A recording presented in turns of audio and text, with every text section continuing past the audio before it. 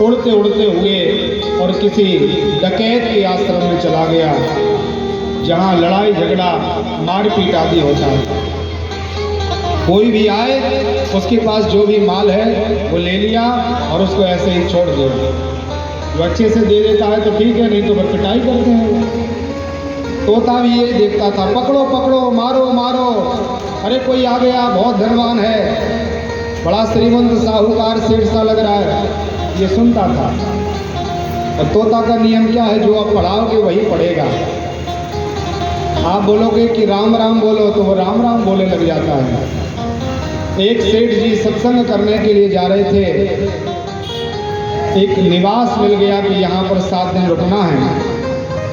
कई लोगों की आदत होती है सुबह घूमने की, प्रातःकाल घूमने के लिए निकले सेठ जी महाराज, सोने वोने की चैन वैन जंजीर वंजीर पहने होंगे, बड़े आदमी थे।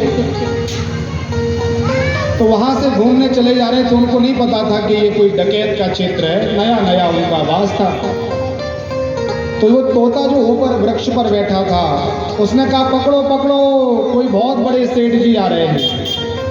तो जो डकैत था उसने आकर के देखा कि इस बात तो सही है, खूब सोने चांदी से ये श्रृंगृत हैं।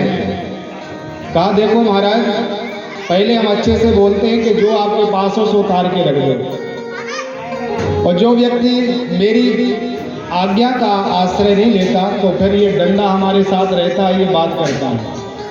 तो सेठ जी ने विचार किया पैसा तो आया और चला जाएगा, लेकिन शरीर की रक्षा हमें करनी चाहिए। तो उन्होंने जो था एक ही बार में सब उतार के रख दिया और आकर के सत्संग किया।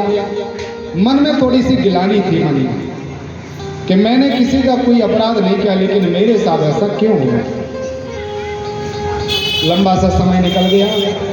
एक बार आंधी तूफान आया और वो जो तोता था वृक्ष पर बैठने वाला, इतना प्रभावशाली वेग वायु का चला जिसके कारण वो बलपूर्वक उड़ करके एक संत के झोपड़ी में चला, संत आश्रम में पहुंच गया, वही तोता। अब वहां ये बोलता है पकड़ो पकड़ो पकड़ो, तो संत महात्मा बड़े प्रेम से करते हैं, किसको पकड़ना है बेटा, पकड़ना हो तो भगवान को पकड़िए, संतों को पकड़िए, भगवान के नाम को पकड़िए, परमात्मा की कथा को पकड़िए। तो जो चिल्लाना इसका स्वभाव बन गया था वो धीरे धीरे कम हो गया, और जो मृदुलता संत के अंदर थे वो स्वभाव इसका बनना प्रारंभ हुआ। अब यहाँ क्या होता है, प्रातःकाल से भगवान का भजन होता, गीता जी के पाठ गाए जाते, मंगला आरती होती, भगवान को भोग पधराया जाता, और जितने संत महात्मा आते तो प्रेम से कहते महाराज भगवान का बाल भोग पाइए, भगवान का बाल भोग पाकर के भगवान का नाम लीजिए। तो ये वह तोता सुनता था, और सुनते सुनते उसके जीवन में परिवर्तन हो गया संग के प्रभाव के कारण। अब वह कहता है महाराज आइए, भगवान का नाम गाइए, परमात्मा की कथा सुनिए, भगवान का बाल भोग पाइए। बड़े प्रेम से बोलता था। जिस सेठ का सोना चांदी सब लुट गया था वो तो सत्संगी थे, घूमते फिरते थे। संयोग ऐसा हुआ कि एक दिन वो उन्हीं महात्मा के आश्रम में आए, वही सेठ जी, और सेठ जी जैसे दिखाई दिए तो वही तोता नहीं बदला, लेकिन भाव कैसा बदल गया। वह कहने लगा महाराज जी आइए, बहुत सुंदर समय है, मंगला का समय है, भगवान की मंगला आरती हो रही है, भगवान के नक्शिक से पर्यंत पूरे विग्रह का दर्शन करें और फिर भगवान का संकीर्तन करके बाल भोग पाके जाएं।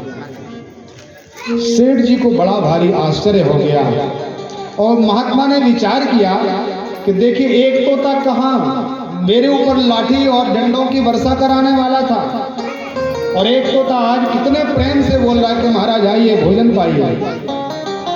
तो सेठ जी पहुंचे, गुरु जी के चरणों में प्रणाम किया और कहा भगवान हमारे अंदर संदेह है, व्यक्ति तो संत और असंत हो सकता है, लेकिन क्या पशु पक्षी भी संत और दुष्ट होते हैं, ये हमें समझ में नहीं आया महाराज। तो गुरुजी महाराज ने कहा सेठ जी ये बात आपको तोता ही बताएगा। तो गुरुजी ने तोता को बुलाया, वो आया, उसने कहा सेठ जी क्षमा करना, आपको लुटवाने वाला भी मैं हूँ और आपकी सेवा पूजा करने वाला भी मैं हूँ। कैसे हुआ बेटा ये सब? तो उसने कहा ये सब केवल संग के प्रभाव से हुआ महाराज। परस कुधातु सुहाई। यदि कुधातु जो है लोहा, तो पारसमणि से संग कर ले तो एक क्षण में लोहा सोना बन जाता है, संग के प्रभाव के कारण। इसी तरह कितना भी कोई दुष्ट दुराचारी क्यों ना हो, लेकिन राम कथा का जो संग कर ले वो अपने आप पारसमणि के समान बदल जाता है। संग की बड़ी भारी महिमा होता है। तो हमें अपने जीवन में बहुत सावधानी से संग करना चाहिए। जो भगवान का भक्त है, परमात्मा की कथाएं गाता है, सुनता है, भगवान के नाम का उच्चारण करता और कराता है, ऐसे व्यक्ति का इस सत्संग करने से हमारा जीवन मंगलमय हो जाए। ऐसे संतों के चरणों में महात्मा ने प्रणाम किया। बोलिए संत भगवान की जय हो।